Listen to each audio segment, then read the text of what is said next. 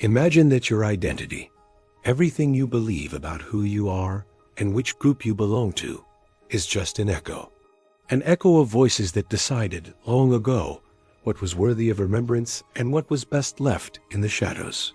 Today, you are not just going to discover the silent battle that shapes our collective history. You are going to venture into the secret passageways of your own mind and society, too. Understand the manufacturing mechanism of memory. You will see how a society's memories are a living landscape, a battlefield where invisible psychological forces, political interests, and the fundamental human desire to belong all clash. Our mind is not an impartial archive. It is a compulsive storyteller, a weaver of plots. Cognitive psychology shows us that memory is reconstructive, not reproductive. Every time we recall a memory, we are not replaying a film. We are rewriting a script. We incorporate erroneous details, adjust emotions, and most fascinatingly, our brains are wired for forgetting. This is not a factory defect. It is a survival function. Neuroscientists talk about active or intentional forgetting, a sophisticated brain mechanism that actively suppresses irrelevant or traumatic information to make room for the new and functional. Think about it. Do you remember in detail what you had for breakfast 3 Tuesdays ago?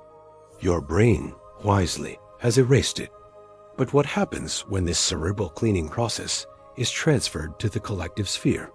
When an entire society decides to forget a trauma, a shame, or an uncomfortable version of its past. The social construction of memory. This is how collective memory is forged, not as a shared photo album, but as an epic in constant revision. Sociologist Morris Halbwachs was a pioneer in arguing that we only remember within social frameworks. The family, the school, the nation. These groups provide us with the scaffolding on which we hang our personal memories. What society validates and repeats becomes real. These shared memories are the cement that binds imagined communities, as Benedict Anderson called them.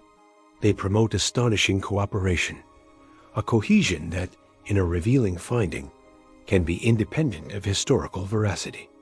What matters is not so much whether an event happened exactly that way, but whether the story serves to unite the group in the present. Is memory a fact or a tool?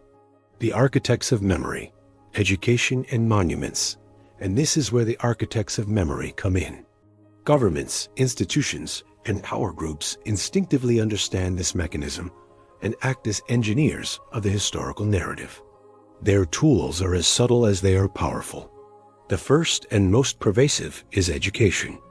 In classrooms, history is often reduced to a civic catechism, a succession of dates, bronze heroes, and foundational battles.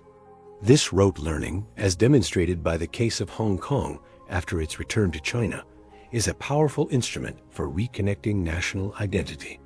It answers the fundamental question, who are we? By first defining, who should we be?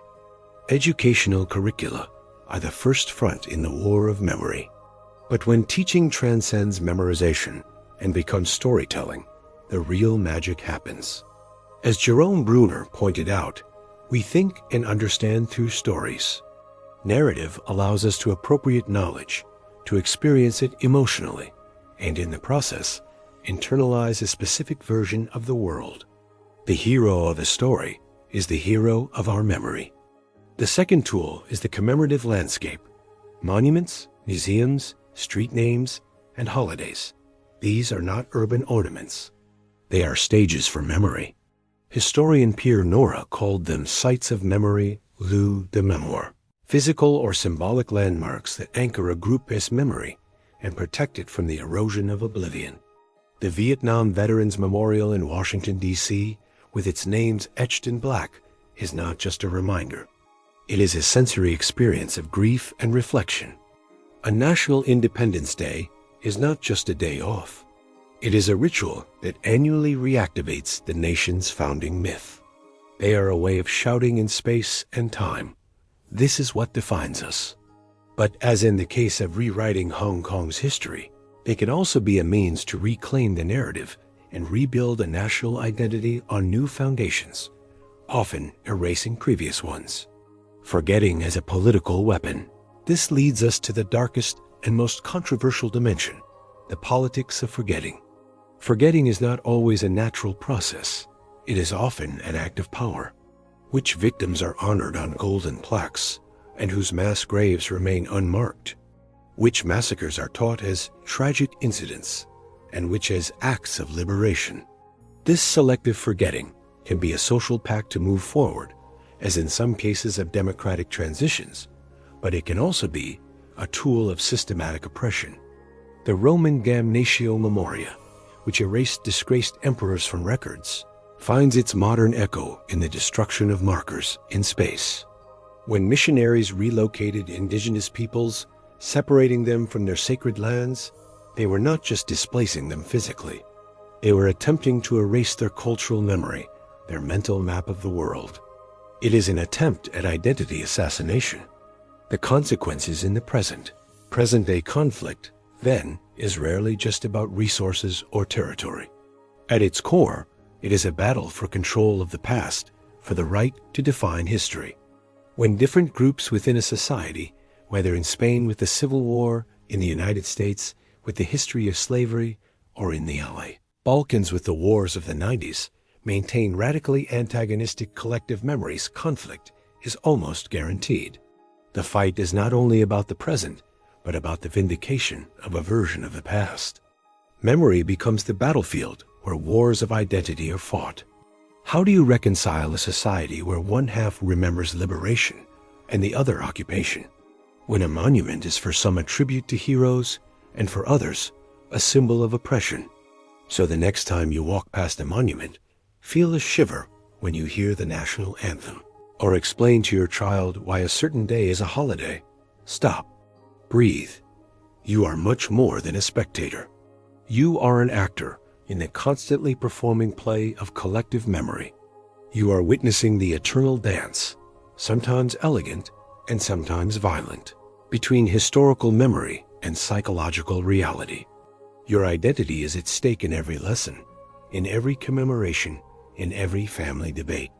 The crucial question is not what happened, but what do we remember and why? Are you going to be a passive receiver of the history you are told, or are you going to take the reins of your own understanding? Are you going to question, explore the forgotten versions, seek out the voices silenced by the official chorus? The most revolutionary act in the information age may be simply to remember critically. If this journey into the secrets of collective memory has resonated with you, if it has made a piece of your world's puzzle snap into place, then we need you to act. Share this video with someone who needs to see it. Debate in the comments with your most personal and reflective opinion. What is the most significant event you believe your society has deliberately chosen to forget? And how do you think that forgetting has shaped you? Subscribe and hit the bell, because in our next journey we will decipher the hidden codes of language and how it constructs realities. Don't miss it. See you next time.